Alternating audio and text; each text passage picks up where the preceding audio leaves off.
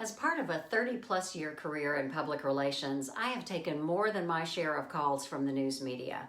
I have always worked to be as prepared as possible and to respond honestly and directly with the reputation of my company in mind. One lesson I've learned with all these calls is the question you're asked is not always as it seems. Sometimes news media and others have their own agenda or are simply seeking to use your words against you. Let me explain. There had been an issue about the chemicals used to treat lumber for decking and backyard play structures, and my company was working to ensure we had a safe product for consumers.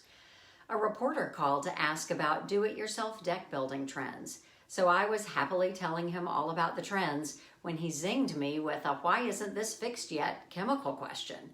His real agenda was uncovering hazards of treated lumber. Just like you can't judge a book by its cover, you can't always judge the news opportunity by the topic the reporter says he's calling about.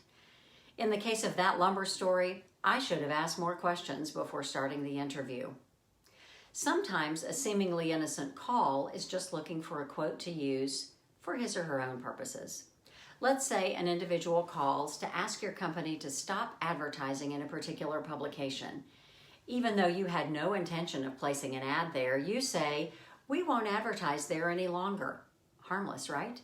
Only until you discover that sweet individual was really a group setting out to take credit for forcing you to make a decision you didn't actually make.